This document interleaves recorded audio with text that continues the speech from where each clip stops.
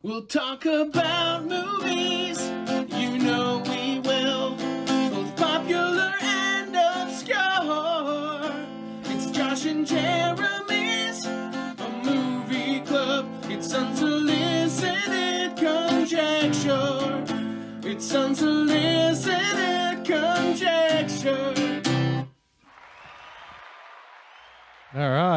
How's it going, everybody? Welcome back to the movie club. Welcome back to Josh and Jeremy's movie club, Unsolicited Conjecture. There's a lot of titles.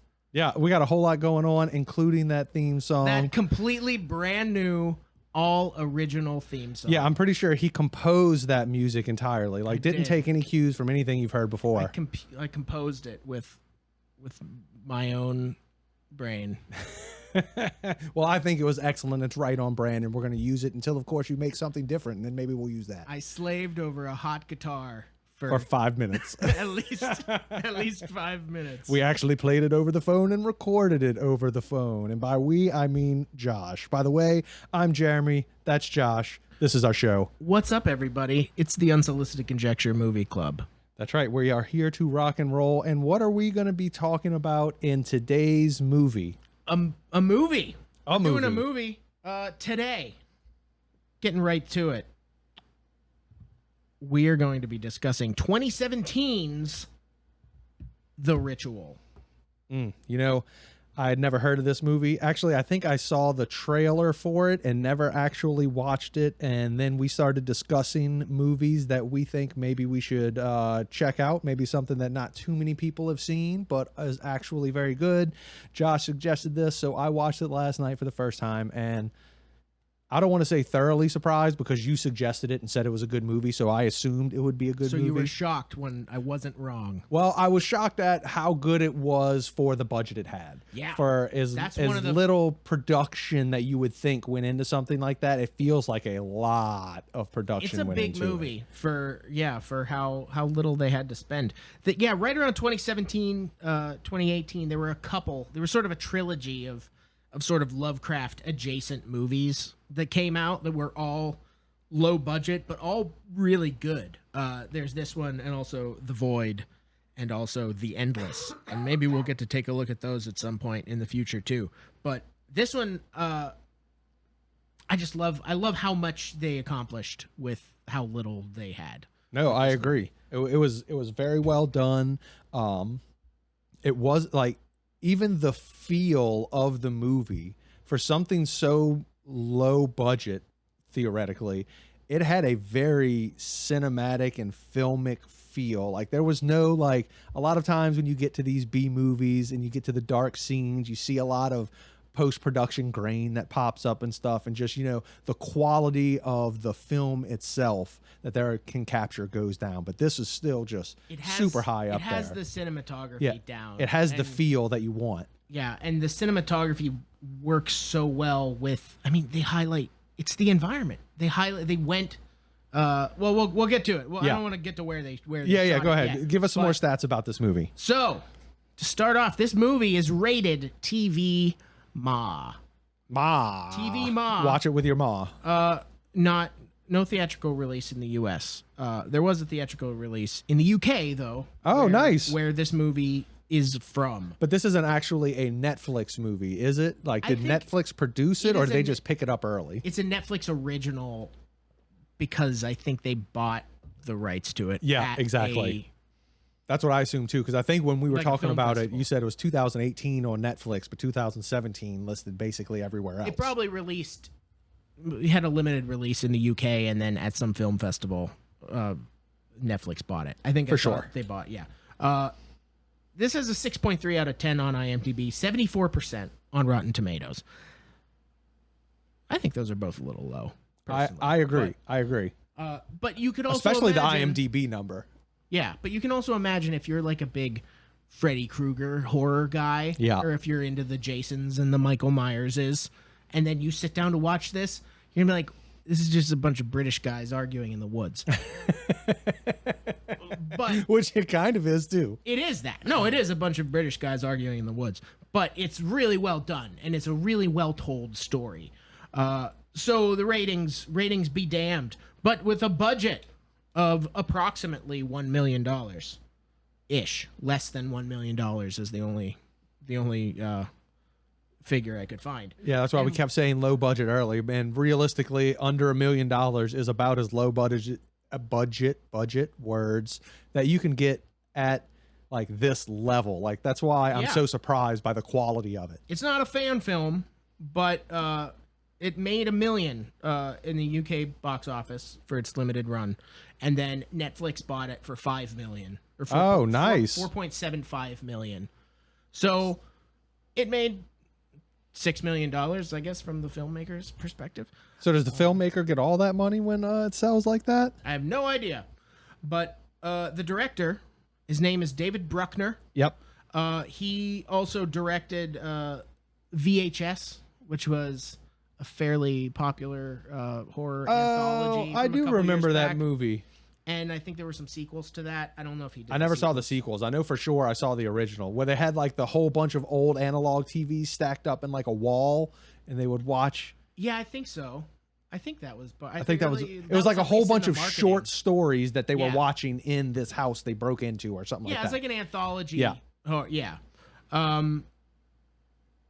And he's also directing the upcoming Hellraiser reboot. Oh, that's interesting. Yeah. So there you go. Upcoming. I think we've seen some images of that. There's the Pinhead is female now. Oh, that's cool. What's with all this woke? You can't have pins in your face and be a woman. No, we don't care.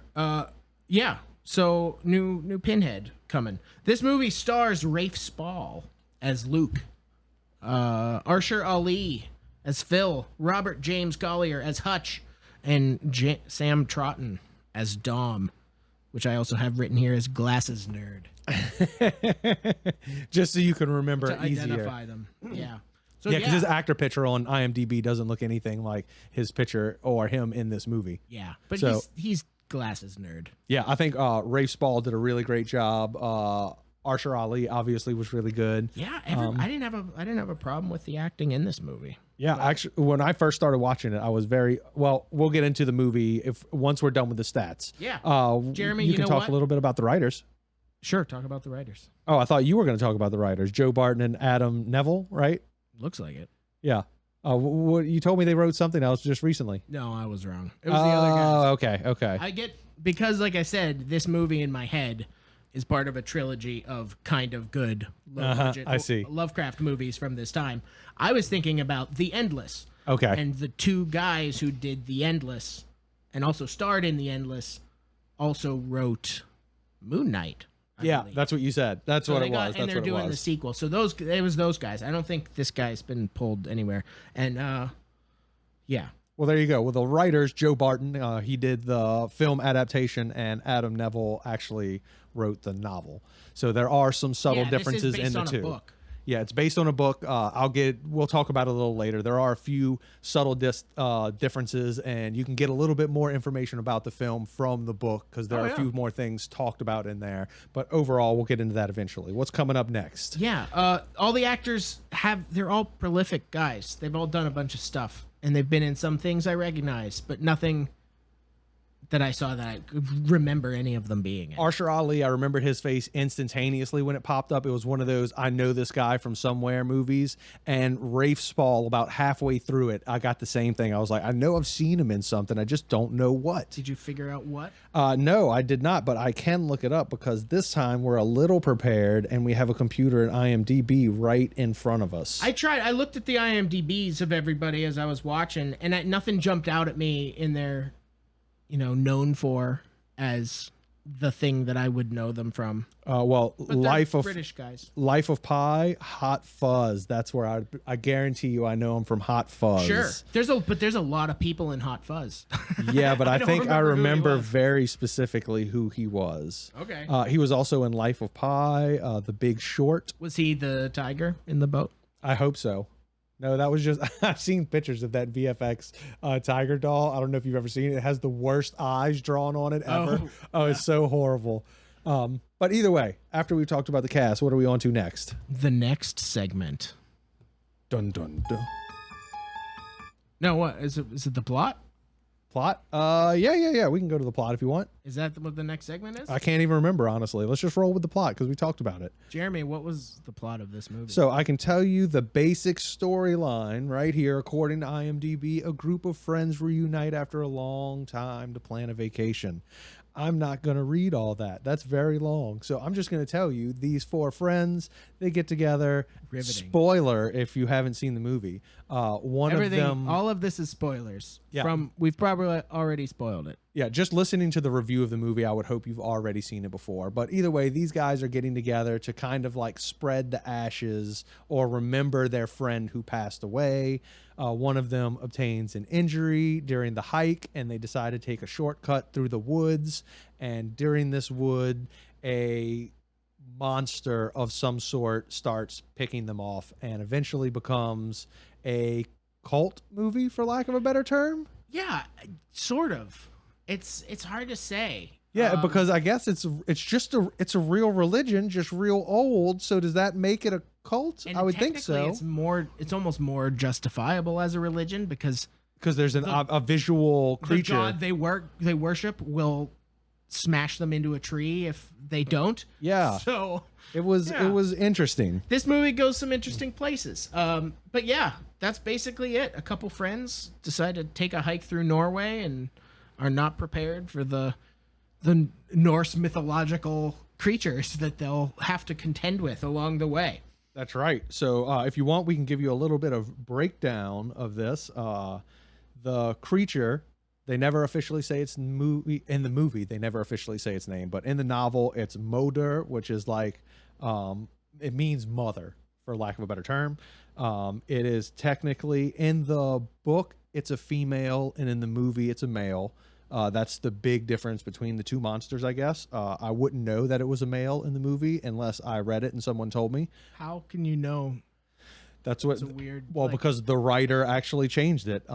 So that was one of his choices to change it from a female in the book, which stood Moder, which means mother. And in the movie, it has no name, and it's a bastardized son of Loki. In the book, it's a bastardized daughter of Loki. And yes, that is the Norse god Loki that everyone has seen Tom Hardy play. Not Tom Hardy, Tom Hiddleston. Yes. It is Tom Hiddleston was not available for this film. Yes, exactly. To give birth to a weird deer monster with mouth arms. So they run into that cult, and the cult worships the god, and the god helps them live eternally, theoretically. But we'll get a little into that.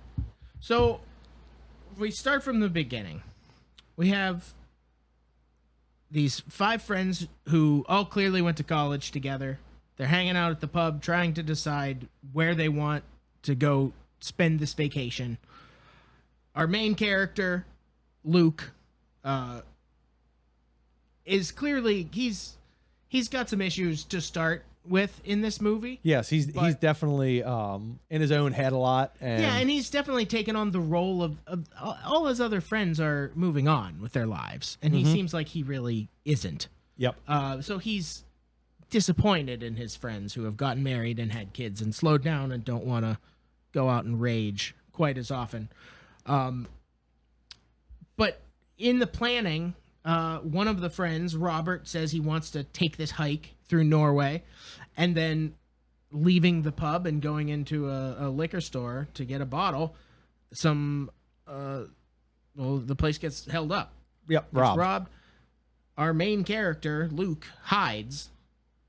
Which is a reasonable thing to do. It is, but it left his friend standing and visible to the robbers, and his friend refused to give up his wedding ring, and they killed him.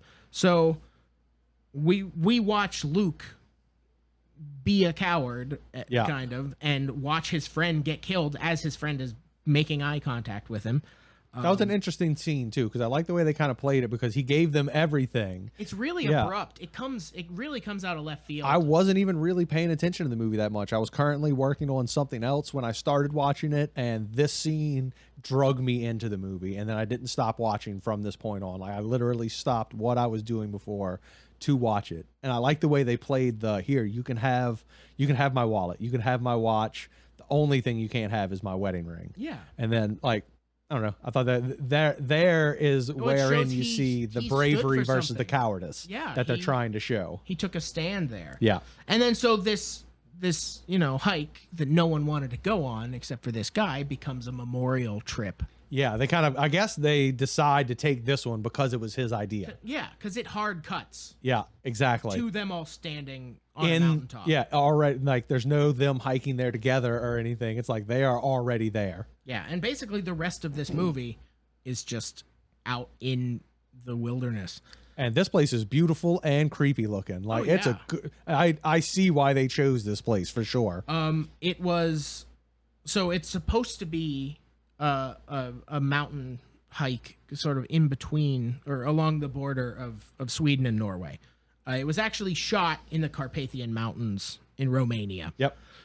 It's gorgeous. It's really beautiful, and it looks like a very ancient forest. That it does. It's the type of forest that makes you feel insignificant just instantly. So that really, permeates the whole film. And as these guys are hiking, Glasses Nerd is complaining and twists his knee, and they decide to take this shortcut where in the rain they come upon a cabin. Yeah. Which you should never go into cabins. Especially if they're super ancient looking and you got to break into it. Yeah. So they break into this cabin. It's weird and creepy, and they all make note of that. And then there's something real creepy upstairs. It's this wicker statue of a headless man with holding antlers. Or antlers for hands. Yeah. There's a lot going on there. But everybody's kind of terrified, but they don't have much choice at this point, so they all go to sleep, which is when the movie really kicks off hard, because they all go to sleep in their sleeping bags in the living room of this little cabin, and they all wake up somewhere different. Yeah, that was somewhere different, doing something different. Yeah. Different, you find out later, different nightmares. Yeah, so the main character, Luke, wakes up just standing in the woods with some sort of 5-pointed scar on his chest, this bleeding wound on his chest. Did he wake up I thought he woke up like pressed up against a tree. He had those five holes. Yeah, I thought he was leaning. Maybe he wasn't, but I thought he woke up kind of leaned up against the tree. But we saw that. We see Arshur Ali, who's Phil, wakes up naked, praying to the statue in the attic. That would be the creepiest one for me. If I had to experience any of those, it would not be that one. Hopefully. Yeah, Hutch is across the room, and he pissed himself. And the other Glasses Nerd, Dom, he's screaming about his wife in the corner. Yep, hidden in the corner. The rest of this movie just gets more and more uncomfortable. Well, and then they also, remember, they walk outside and all the trees have all the symbols, the runes all over them. I have some information about those runes, but we'll save those for later if you want. I mean, we can talk about them now. Yeah. Some Elder Futhark runes. Yeah, so there's the Othala or the Odal rune. It's been translated many different ways. It can mean inherited estate or descent. Odal typically represents home, tradition, and ancestral heritage, but once displayed upside down, indicating stagnation or slavery to tradition. So that's kind of important. Later on, the Loki god monster Modor actually creates the symbol with their hands, quote unquote, as he's trying to make them worship during that scene. Yeah. So I thought that was pretty cool. Another one of the main runes used is the Algiz or the Alhaz rune, if I'm saying those. Who knows if I'm saying it right? It's probably a hard G from Old Norse. Who knows? But it's given to the Z rune, which basically translated over is elk, and it also represents the divine might of the universe. Divine elk makes a lot of sense for this monster. Exactly. Yeah. So those are the main runes that you've seen scribbled upon all the trees and all this symbolism. Well, and the tradition and family. I mean, that's sort of what this creature Yeah. creating. Exactly. We find out later. So yeah, so they find this too. Everybody's freaked out. They pack up their bags quickly. They try to get back on the path. Dom, glasses nerd, as I've been affectionately referring to him as, is the one who's injured, and he's insisting on following a path that does not go the right direction, and everybody just kind of lets him. Which, no, punch that guy in the face. Yeah. And go the right way. Yeah. Or just go back the way you shouldn't have taken the. Just make the nerd walk. Take the shortcut. Because it was only going to be like another 8 hours of walking, they said. They wanted this shortcut was supposed to, like, they've already wasted so much time. Yeah, it wasn't the biggest shortcut. It was like saving them 45 minutes. Yeah, it wasn't going to do that. Over 12 hours. So from that point, they move out to, they keep following this path, and they,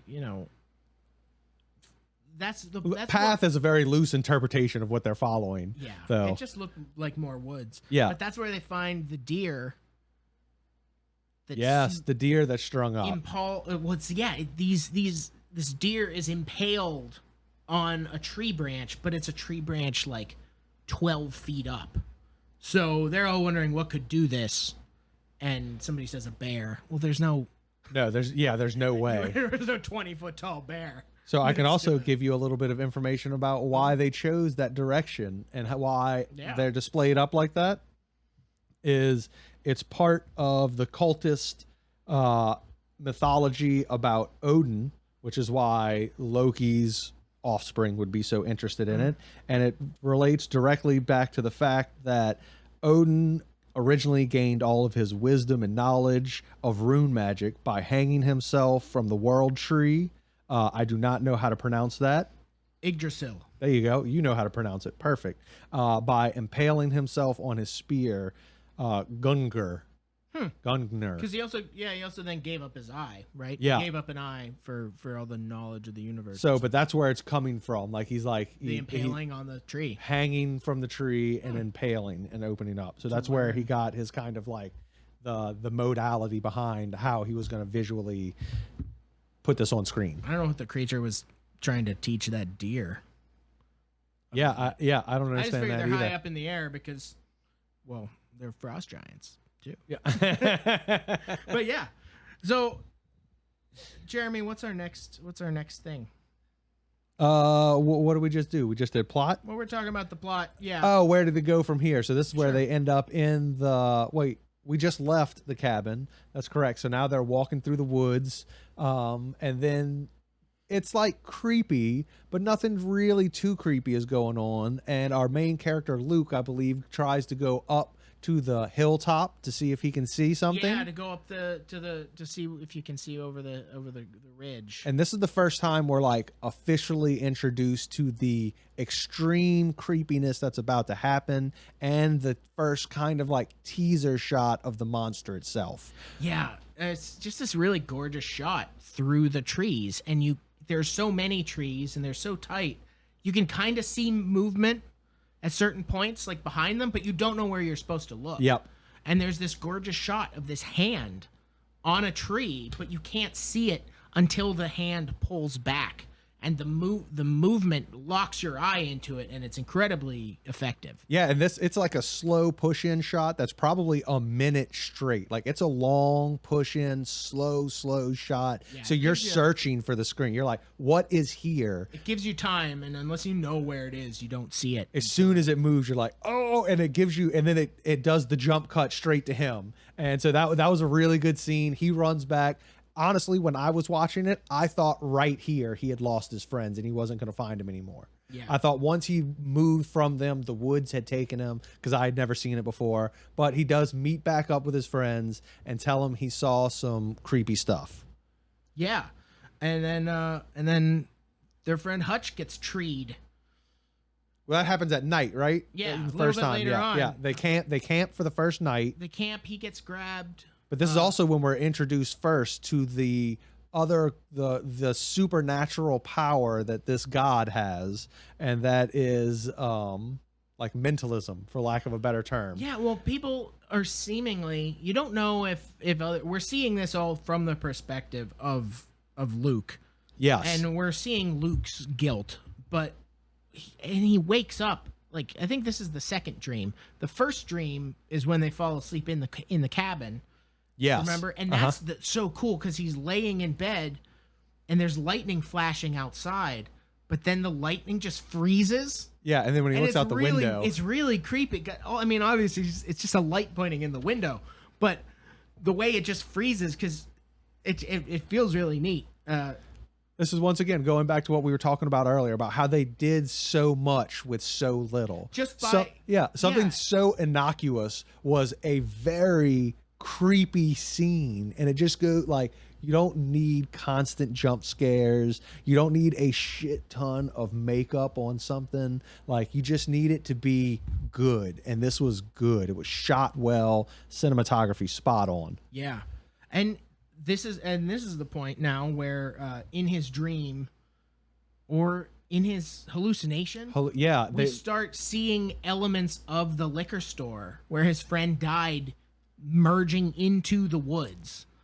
Like, you see the ground and the roots and the trees around it, but like the lights hanging. And yeah, it's intermingled so well. These are, you said it earlier off mic, but I agree. This is one of the most interesting and well done shots, and I bet a lot of the budget probably went into that somehow. Probably because they probably shot that with practicals on set, and then merged it digitally after with the same kind of shot. But you're like the lighting they used with it. It's not lit too much. It's not too dark. That's another good thing about this movie. We watch a lot of horror movies, and they're like too dark. We talked about it with Prey when we talked about Alien vs Predator and all that, where it's just so dark you can't see what's going on.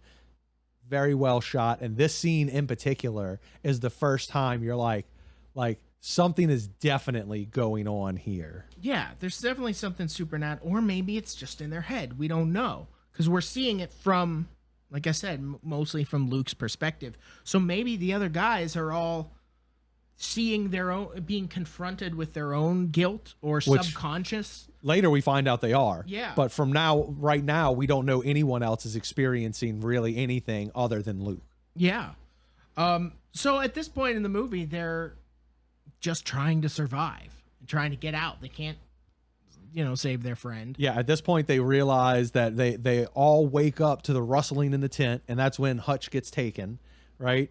And then they all wake up. The three of them are standing there, and you can hear them screaming off in the distance, and they're looking with the flashlight. And this is the first scene where it's like goes into true horror from Blair Witch. Before this, it's very Blair Witchian. You know what I mean? It's not like POV like Blair Witch, but it has that feel, that vibe about it. Until this scene where it goes straight horror. You can hear him screaming off in the distance, and Luke is the only one that's like, let's go find our friend. The coward from earlier is the only one that decides to rush in to the darkness with a flashlight to look for him. Yeah, well, and of course one guy's hurt, and then the other guy's still really loopy from waking up praying to this thing. Phil. Yeah, and he says it's in my head. So they're really... Yeah, he does. They're falling. And so, yeah, the only guy who's sort of got it together, the only one who's not having that much trouble hiking is the guy who's smoking cigarettes at every opportunity. He's the only one not winded. Well, it's also, I bet, like, I thought about this later after watching the movie, and I think that probably has a lot to do with just a well thought out character design, because Luke is also the only one who is constantly struggling with this internal big debate constantly. It seems like the other characters, what they're seeing, the visions that they allude to later, are less intense or like less world changing than his. And obviously everybody's dealing with different stuff, but it's Luke was the one who was like chosen. Yeah. And we get into why he was chosen. We can fast forward. We don't have to go through it. You guys watched it. If you're listening to this, I'm sure you watched it. Yeah. But so we can jump around a little bit. But once we get to the end, or once we get to the little town, basically, they think all that's left is Luke and Dom, and they get to this.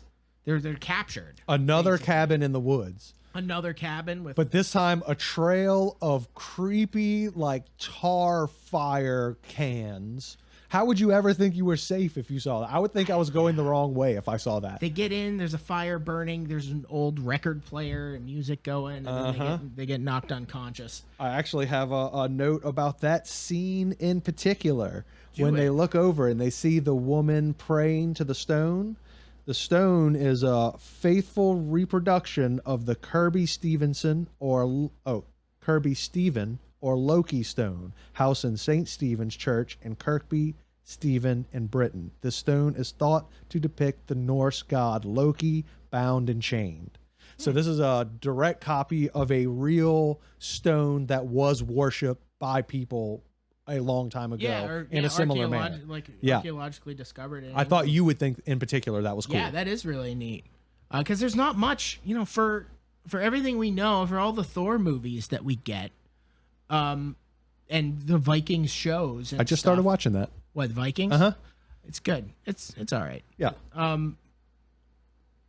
There's we don't really know much about Norse religion.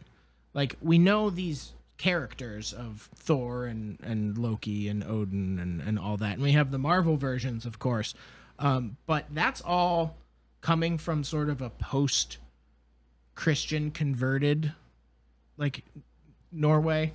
So we don't know as much about what those guys actually believed, because you can see the whole idea of, like, a pantheon of Norse gods. The Norse didn't really have that same. It wasn't a unified religion. Yeah, it wasn't like Christianity, like something that was one thing and written down. And it wasn't Zeus and Hercules all living together on, that's sort of how it was converted, or what it was changed to in the Poetic Eddas, which were written hundreds and hundreds of years later.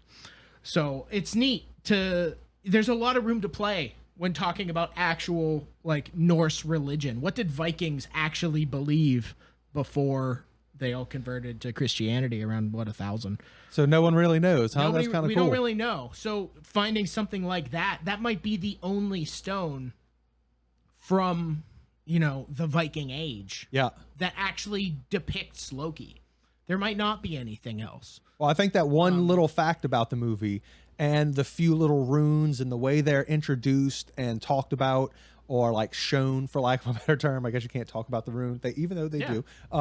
But it just shows, once again, a respect of the actual historical elements, and not just someone making up some stuff on the fly, like, oh, let's just make this symbol because it looks cool. It's like someone who actually put in research, thought, like the actual writer did a great job. Or at least the guy who did the book. Adam Neville. Sure.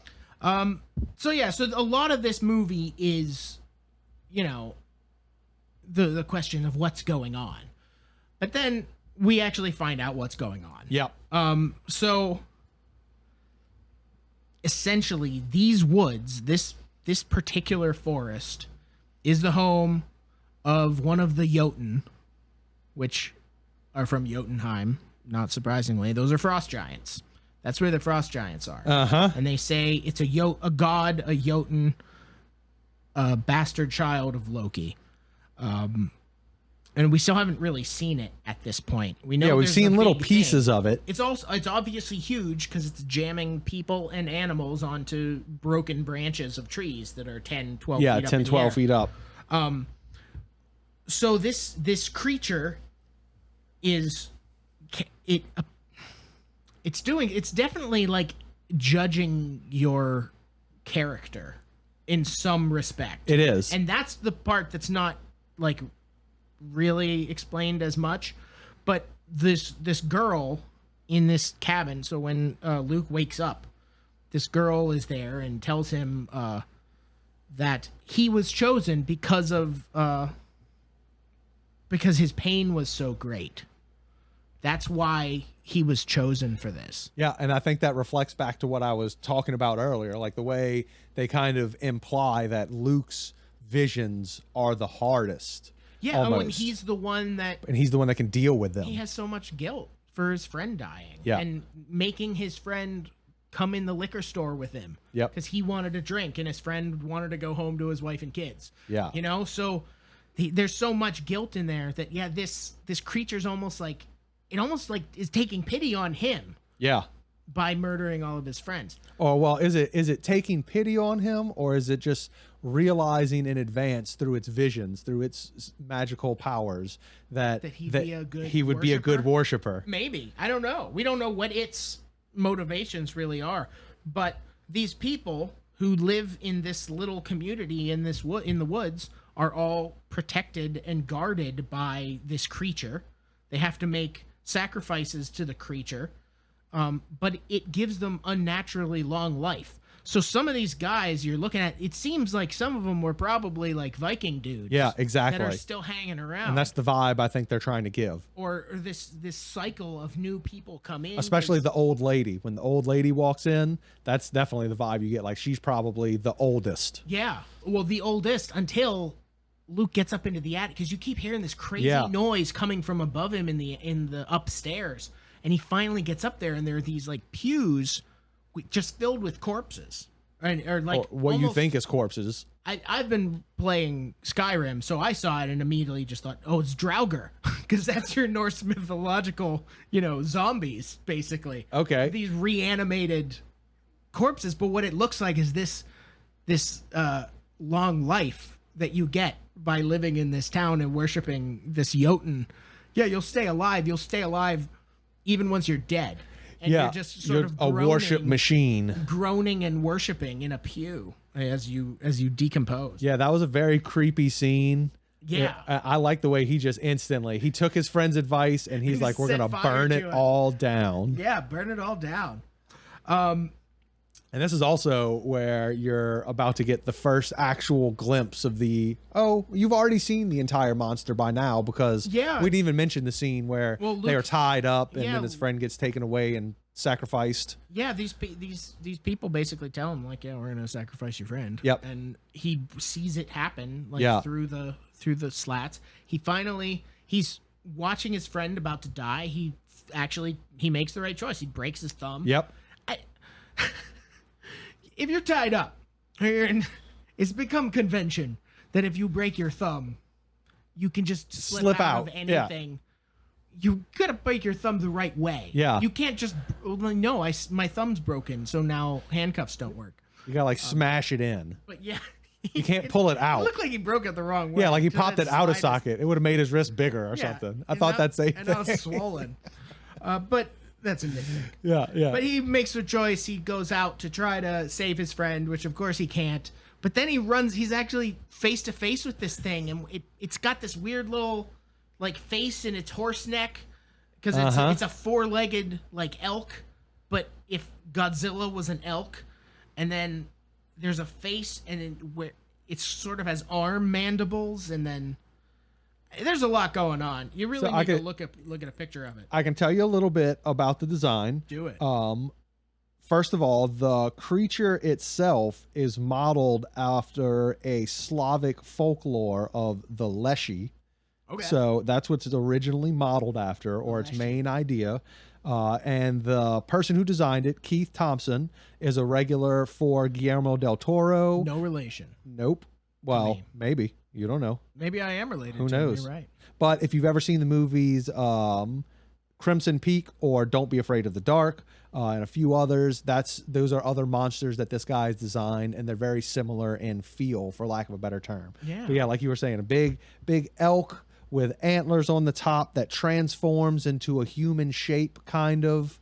Sometimes when it wants to. The creature design is itself, even if you didn't like the beginning of the movie, you could fast forward to the end just to watch the unique creature design, and it would be worth it. Yeah, it's really, it pays off. It's unlike anything you've ever seen, for sure. Yeah. And if we get to, this is the, the thing, like we said, these guys only had $1 million, around $1 million budget to work with. It's amazing. I don't know where the funding came from or anything, but the execution in this movie, in basically every level, is perfect. I mean, it's so well done. The cinematography is gorgeous. The soundtrack, the music is great. The score is really good. The creature design. like say if you're in the market for an off-putting kind of Lovecraftian cosmic horror story based in Norse mythology, this is it. This is the one. Yeah, I would almost call it more thriller than horror because it really has that dramatic tension for the majority of the movie before it kind of moves on to traditional horror. So there is some traditional horror in there. It doesn't hit the full like the desperation necessarily of the Lovecraftian, style where you like, oh, I don't matter. Yeah. He doesn't hit that point where he kind of resists it too, and then ends up escaping. Getting away at the last second, and then like yelling at it and flipping it off as he walks towards the road because he got out. It can't leave the woods apparently. Yeah, apparently it's afraid of open pasture or something like that's that. Its territory. Yeah. And so now he's back outside and has to explain why all his friends are dead and he's covered in blood. And why in the fuck would you drop that axe? I'd have kept that axe for the rest of my life. This would have been my... First of all, you didn't know. It could have just been tricking you and coming up behind. You could have used that axe at some point. Oh, yeah. But either way, we have now that ends our section on the plot. Yeah, the longest plot description ever. But honestly, that's because we were both really into this movie, I think. Yeah. I dug it. We don't have much else to say probably about the... So this is... I don't have anything I'd necessarily change. I'd like to... I don't know how I feel about the end. I'm here or there about the end. But that's just me being nitpicky, honestly. I still think it was incredible. And by the end, I mean the very last scene. Sure. Yeah. And this movie, too, though, I can't... Because it's so low budget, I can't help but think, like, this is probably the best possible version of the ending. Dude, I'm in awe of what they did with what they had. Once again, like, you have to compare this to other... We're comparing this to movies with $15 million budgets, $20 million budgets. Oh, yeah. $100 million budgets. Like, this thing had less than $1 million realistically, and they stretched it. It was awesome. Yeah. Well, really where we go here would be probably best scene, worst scene. Best scene, worst scene. So what would you say is your absolute favorite scene? Or we can, since we talked a lot about the scene and the plot, you can say your best ideological point about the movie. What was your favorite thing about the movie? I mean, my favorite thing is the way the memories were sort of like appearing. His memories were sort of appearing in the woods. That concept. So all the like nightmare scenes. The nightmare basically. scenes. I loved, like I said, when you just see him sleeping and the lightning's flashing outside. Yeah. And then it flashes again and then it just flashes but stays on and it wakes him up. Like, and he goes out and the outside is the liquor store, but it's still the woods. Yeah. I just thought that was so great and so trippy. I love the end. I love the monster. I love how when he's sort of struggling with it, it picks him up and looks at him, and then it pushes his head down. It's like, no, worship, just stay down. That was going to be my favorite part, actually, the worship part. But that's cool. We can talk about it now, because obviously both of our favorite parts. It was just really neat, because like this thing doesn't just want to kill him. Yeah, it wants to teach it to worship him. It doesn't. Well, yeah, it's not trying to kill him. Yeah. It's trying to, and it thinks it's helping in some sense, and maybe it would if he could, because I don't know. We didn't see the full ego breakdown, and sort of he didn't give up in that Lovecraftian way and succumb to madness. Yeah, he fought it off and said, "No, fuck you. I found this axe. Yeah, I found an axe." Which is cool. That's the sort of the Lovecraft light, because it doesn't go into the actual like psychological despair. Yeah.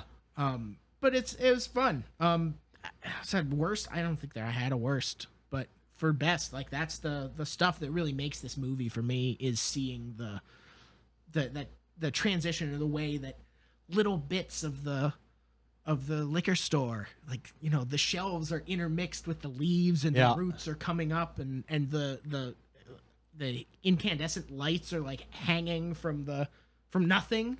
I think what you probably like a lot about this movie is you're a big practicals guy, and it looks like a lot was done with practicals to save money, and CGI was just like the monster, if I had to guess. Yeah, and I would love to see some like green screen background footage, like before it was transformed. I've seen statues, like statues of it, like sculpted when they were designing it. Oh, okay. I haven't seen any of that though. But, you know, we're both guys, too, who are thinking, like, if we can get a great idea to make a horror movie, we'd probably do it at the drop of a hat, Yeah. you know? So, as someone who's always thinking about how I would approach it, this is, they nailed it, Yeah, you know? They I agree. absolutely nailed to do this kind of movie, which is, the Lovecraft stuff is always so ambitious because it's so hard to do. And it's so, if you do too much, it's hokey. And if you do too little, then nothing is happening. Yeah, then it So, doesn't make sense even. It's a really fine line to walk. And I think that these guys really walked it as closely as you can for no money. I thought they also did an excellent job of how well they introduced these 5 characters that quickly became 4. Yeah. And you knew it was a lot of show don't tell, like we talked about in our last episode. Isn't it, bruv? Yeah, if we didn't mention it yet, these are all like right. British people. Could have gone round the pub then, isn't it? That's horrible. They're all, it's good. It's great stuff. I thought it was all very believable, like friendships. It seemed like a real group of friends. Great character design. Yeah, they were bicker the way that people that have known each other for 20 years would. And, Like that scene, you're not my friend anymore. well, yeah, because when it finally comes out, like some of his friends blame Luke Him, yeah. for getting Robert killed. Yep. And for not how did you come out without a drop of blood on you when he got his head split open? Yeah, that's a legitimate question. It is. And having it out in the middle of the woods where there's a monster, because that fight comes a minute and a half after he first saw the creature up over the ridge. Yep. He comes running back down to find his friends, and they get in this huge fight. And then it's like, well, did you remember that there's a monster? Yeah. While you're having this interpersonal debate. But once again, the movie kind of takes you. So High quality. So I think that's it on the list of things to do. I give this movie 2 Jotuns up. two arm mandibles up. Two antlers. Yeah, 2 high antlers. absolutely. All right, so why don't you tell the people maybe where they can find us and all that jazz? You can find us. Well, you already found this. Correct. So keep looking there for more of this in the future. You can also check out Unsolicited Conjecture on YouTube. You can email us at unsolicitedconjecture@gmail.com. Let us know what movies you want us to take a look at. Let us know what you think of The Ritual. Did you like it? Did you also Like it. really like it? Yeah, Or did you not did you like hate it? Let us know what you think. We probably don't care, but let us know Yeah, anyway. Don't care. But tell us.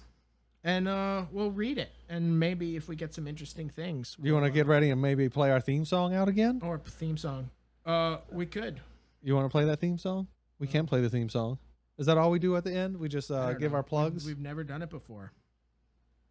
But yeah, I'd say go check out The Ritual. It's on Netflix. Yeah.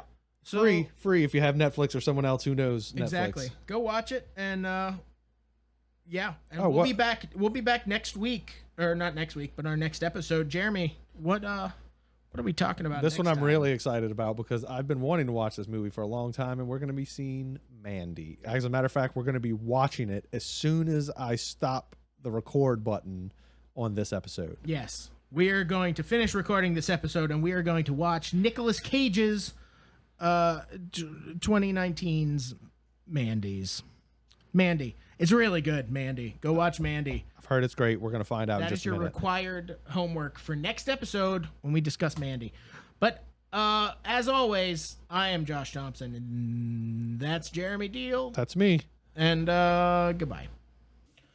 We'll talk about movies, you know we will, both popular and obscure.